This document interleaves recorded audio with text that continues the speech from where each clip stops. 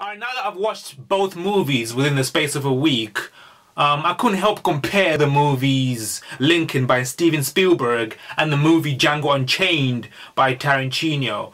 And bearing in mind what Spike Lee said about the movie Django Unchained, talking about, oh, the movie disrespected his ancestors, I found his criticisms irrational, to say the least. If he was to criticize a movie about slavery that portrayed slavery in a way that portrayed that white people did the most in actually getting, black people out of slavery, and that black people had nothing to do with gaining their freedom at all, as if they didn't, revolt or die for it, for their freedoms, which we all know that it's not true at all. So if Spike Lee was going to criticize a movie about slavery, he should have really criticized the movie Lincoln by Spielberg, because it was doing exactly that. It was doing what the movie Amistad tried to do. Make it look like white people were the ones that really, put in the work and suffered to get the results and freeing, blacks from slavery, when we all know that's not really the story to it. But anyway, I wanted to talk about a lot of objections that I saw in the movie Lincoln that really upset me, to say the least. Of course, they made my blood boil to a degree, but anyway. I thought that the movie Lincoln left out some very key people, not just black people, but some white people as well, who were actually instrumental, who were actually key to the Civil War and to who Abraham Lincoln was in the end and what he did. Let me show you some people who should have at least been mentioned in the movie about Abraham Lincoln. Alright, at the top of the list you have Frederick Douglass. Why was Frederick Douglass left out of the movie Lincoln?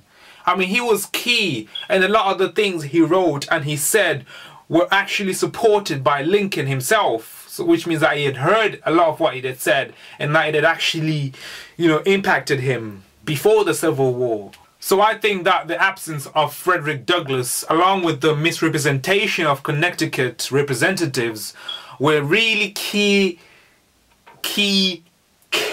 mistakes that the movie Lincoln had. And it was unfortunate that it missed all these opportunities and made this historical calamity of excluding Frederick Douglass, along with other people like John Brown and Harriet Tubman. Harriet Tubman, by the way, she was more than just a spy. She was more than just, an activist. She actually fought in the Civil War.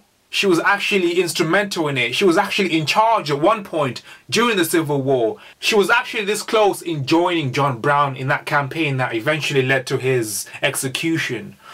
But actually she was stopped from doing that because of her injury. She was beat up by a slave master on her head.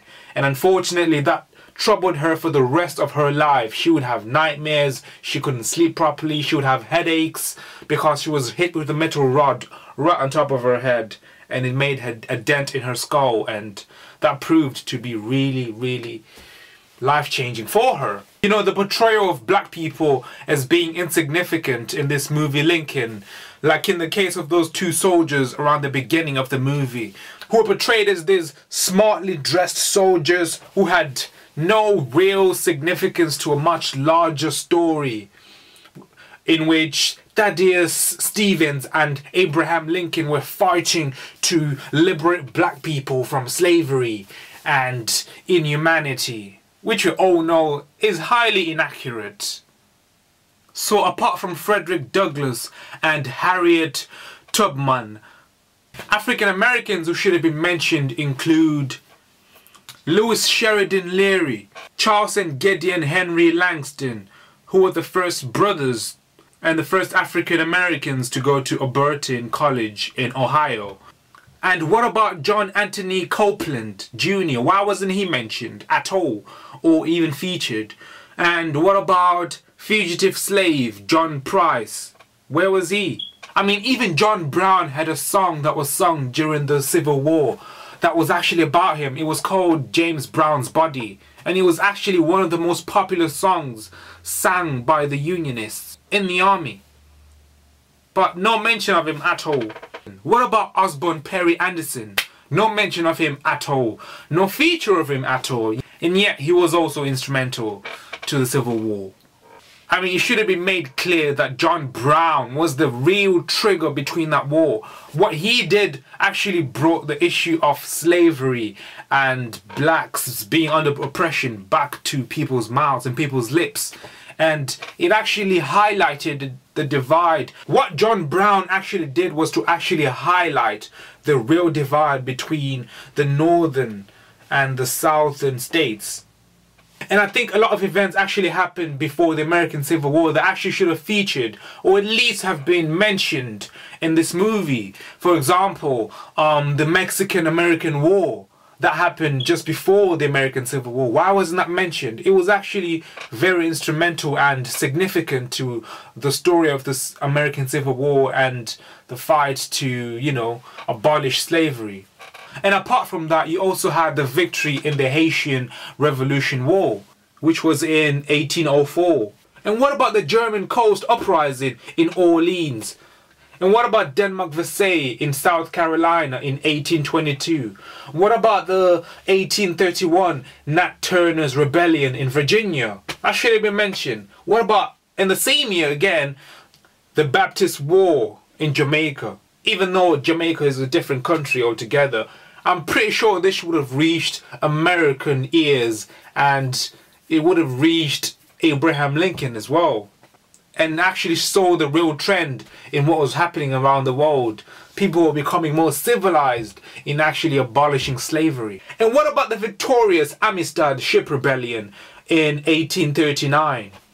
And what about the other successful ship rebellion under Creole in 1841, which actually, you know, increased the tension between the Americans and the British governments and actually caused a diplomatic role.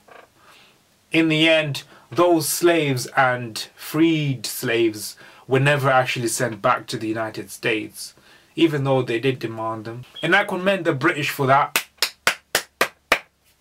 because by that time slavery had been abolished by the British, but not the Americans. And what about the 1842 slave revolt in Cherokee Nation? And what about John Brown's raid in 1859 in Virginia?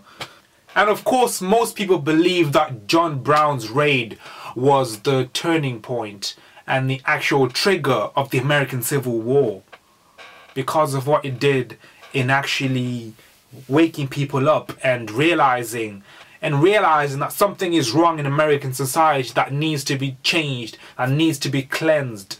What about the European immigrants that were on the Unionist side? People who were born in Germany, people who were born in Ireland, who actually signed up as soldiers to fight with the Unionists. And of course, it's a bit ironic that almost 100 years later, Adolf Hitler was, you know, the vanguard of racism. Even though in the American Civil War, 177,000 Germans fought for the Unionists in favor of abolishing slavery.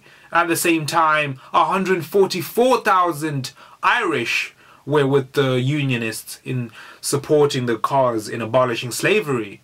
And what about the recent development that was established by scientists, that Abraham Lincoln himself was actually half black? I mean, why wasn't that mentioned in the movie? The DNA that was taken from the roots of his hair was actually tested, and actually turned out that Abraham Lincoln wasn't fully white.